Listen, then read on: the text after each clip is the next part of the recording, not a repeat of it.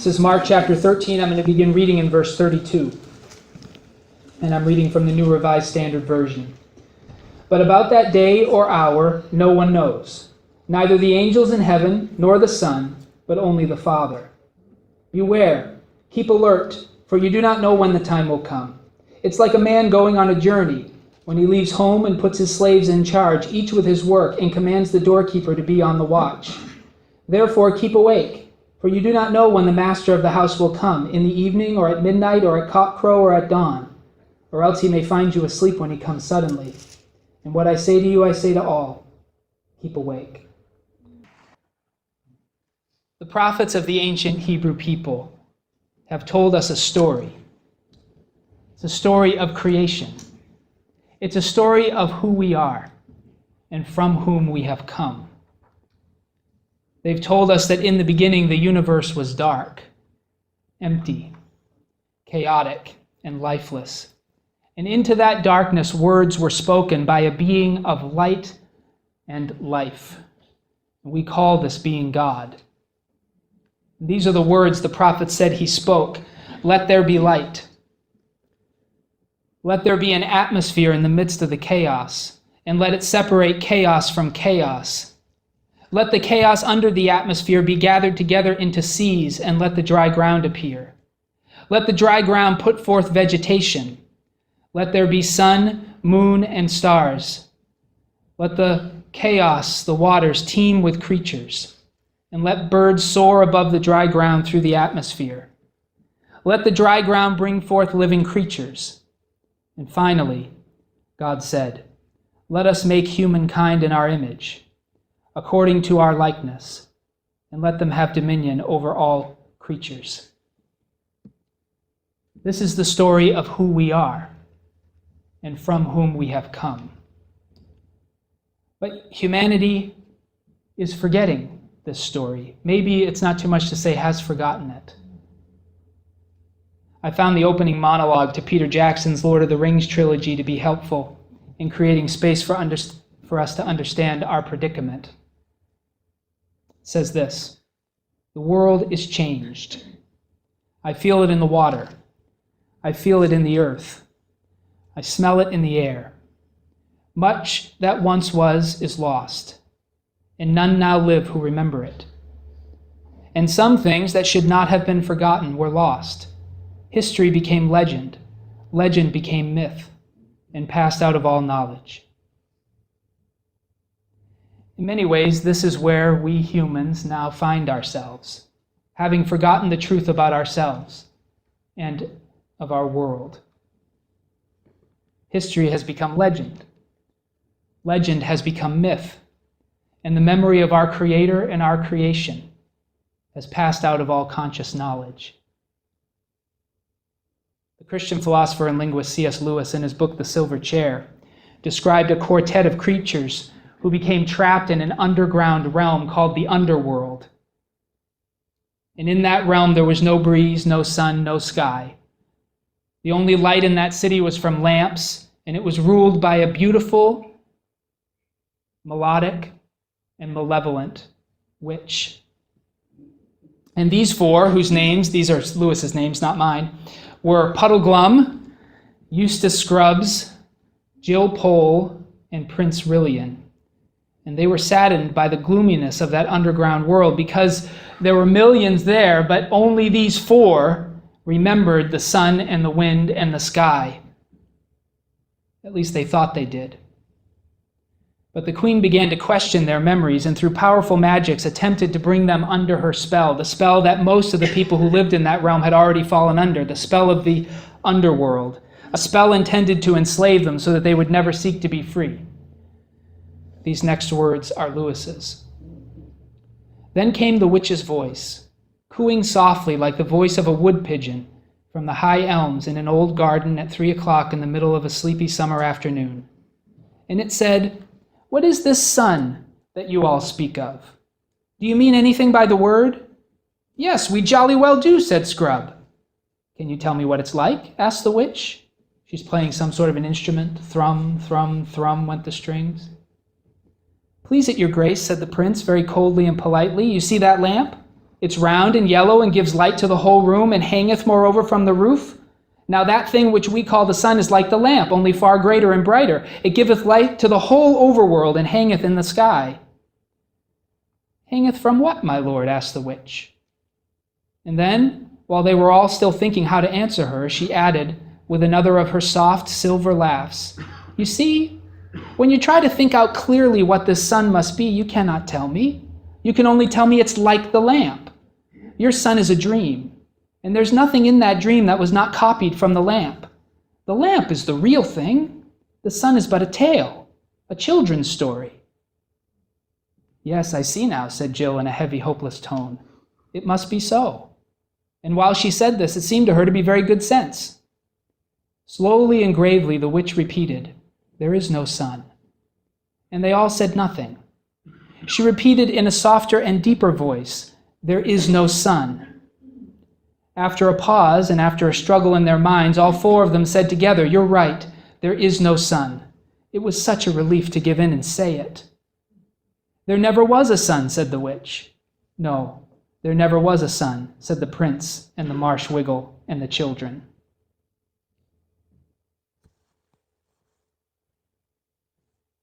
I'm going to read that again, but with the voice of the spirit of our age.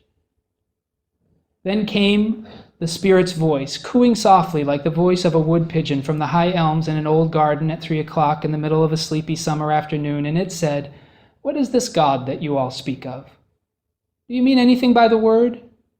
Yes, we jolly well do, said Scrub. Well, can you tell me what he's like? Asked the witch, the spirit. Thrum, thrum, thrum went the strings. Please it your grace, said the prince, very coldly and politely. You see us, we people? We hear and move and we do good to each other and we speak and have wisdom and knowledge. Now that thing which we call God is like us, only far greater and brighter and better. In fact, this God is all goodness and fills the world with its goodness. How can that be? How could such a thing exist? Where would it come from? Asked the witch. And then, while they were all still thinking how to answer her, she added with another of her soft silver laughs, you see, when you try to think out clearly what this God must be, you can't tell me. You can only tell me it's like a person. Your God is a dream. There's nothing in that dream that was not copied from people. People are the real things. God is but a tale, a children's story. Yes, I see now, said Jill in a heavy, hopeless tone. It must be so. And while she said this, it seemed to her to be very good sense. Slowly and gravely the witch repeated, there is no God. And they all said nothing. She repeated in a softer and deeper voice, there is no God. After a pause and after a struggle in their minds, all four of them said together, you're right, there is no God. It was such a relief to give in and say it. There never was a God, said the witch. No, there never was a God, said the prince and the marsh wiggle and the children.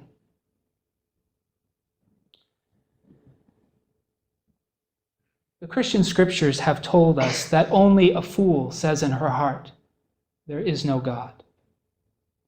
But today, in the halls of education and intellectualism of our time, what was once revealed as foolishness has become the very beginning of what it means to be grown up and smart. For the prophets of Israel who wrote the book of Proverbs, the fear of the Lord was the beginning of wisdom.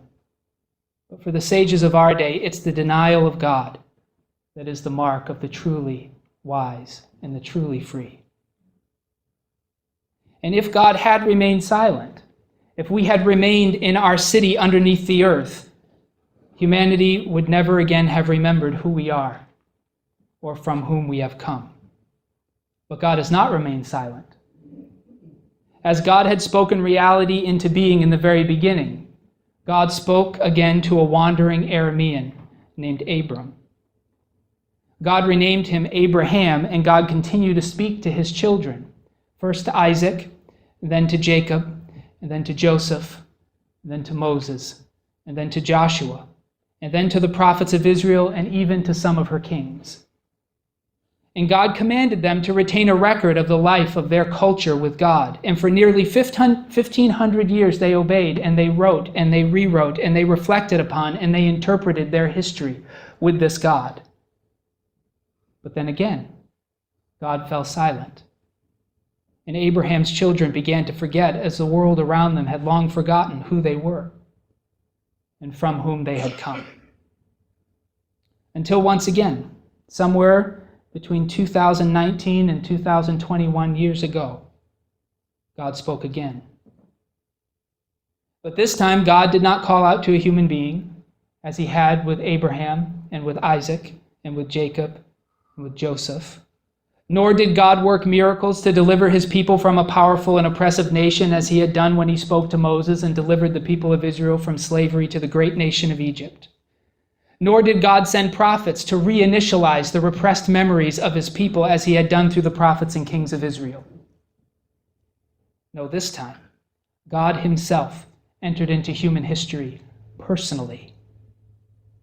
God himself became flesh in the person of, by all outward appearances, a common Jewish man, a carpenter by trade.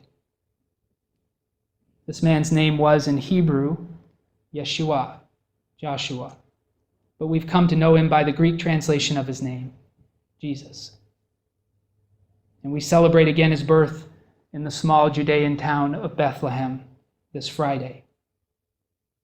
And in the life and ministry of Jesus, humanity again began to awaken.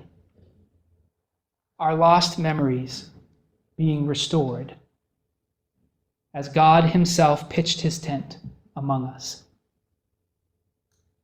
Jesus healed diseases, he cast out unclean spirits, he restored sight and hearing and mobility, and he spoke again words that began to remind humanity of all that we had chosen to forget. But many did not want to remember. For many, ignorance was bliss.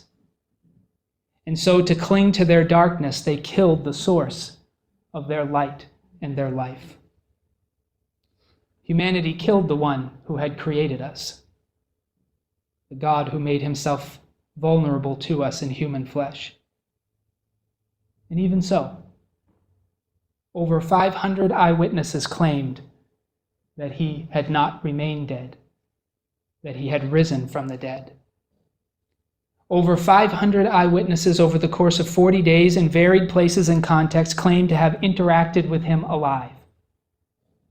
And while many were gathered around him, he ascended into the heavens, promising to return. This experience was so real and so visceral for these men and women that they forsook their families and their cultures and their homes and their beliefs and many their very lives to share the story of the existence of a God, the God of all creation, the God whom they had encountered in the flesh of a man, who had been crucified by the Roman government, buried in a tomb, and 3 days later rose to new life, ministered among them for another 40 days, and then ascended into the heavens in front of their eyes. Their lives were so changed by these events that they remained faithful to this Jesus amidst, at first, marginalization, and then later, oppression, and then eventually persecution, for some of them, torture, and for many others, death. History has not recorded a single recantation of their claims that they had seen him. Not one person under crucifixion, Roman torture, Jewish oppression confessed that they had lied. Not one. No Roman records a recantation, no Jewish historian, and no Christian historian. They stuck to it. In these first eyewitnesses, humanity had begun to remember who we are and from whom we have come. And as their testimony spread throughout the nations of the earth, countless numbers committed themselves to the God of Abraham, Isaac, and Jacob, who had become flesh in the person of Jesus. Humanity was remembering. Humanity was awakening. But our awareness proved again, for so many of our people, to be fleeting. And it's now been many centuries since those eyewitnesses gave up their lives for the one they knew to be the God of all creation. And again, the world has changed. I feel it in the water. I feel it in the earth. I smell it in the air. Much that once was is lost, and none now live who remember it. And some things that should not have been forgotten were lost. History became legend. Legend became myth and passed out of all knowledge. And today, somewhere around 1,980 years after he ascended into the heavens, and some 5,500 miles away from the place the crowd who watched him ascend had assembled, we have read these words in the Gospel according to Mark. Words, according to Mark, spoken by Jesus as assurance that he, God, would one day once again enter into human experience and be accessible by human senses. Look at our text again. But about that day or hour no one knows, neither the angels in heaven nor the Son, but only the Father. Beware, keep alert, for you do not know when the time will come. It's like a man going on a journey, when he leaves home and puts his slaves in charge, each with his work, and commands the doorkeeper to be on the watch. Therefore keep awake, for you do not know when the master of the house will come, in the evening or at midnight or at cockcrow or at dawn, or else he may find you asleep when he comes suddenly. And what I say to you, I say to all, keep awake. See, he knew they were awake that day when he spoke those words to them, because he had been awakening them to who they were and from whom they had come. So he implored them, no matter how long it was between the last and the next time they encountered him, to keep awake, to keep telling his story and the story of the Hebrew people he had chosen, to keep living out the values and the ethics that he had taught them, to keep relying on him for their forgiveness and for their freedom and for their transformation, to keep praying, to keep repenting, to keep forgiving, to keep loving. And perhaps today, thousands of miles and thousands of years from that day, we too might hear his voice. Some of us have heard it, and we've followed. For some of us, it's why we're here today. And to us, he says, keep awake. These are all quotations from Scripture. Do not lose hope. Do not grow weary in doing good, for your faithfulness will be richly rewarded. But others of us cannot remember the sun. And try as we might, we cannot remember that there is a God. We see only the lamp in front of us, only people. We've long forgotten who we are and from whom we have come. But even those who have fallen under the spell of the darkness, who have been sleepwalking through life, who have no conscious memory of God and for whom the testimonies of Jesus have become legend and myth, even if that's you today, if you listen to that deepest part of yourself, you may hear him too. And to you, he says, wake up.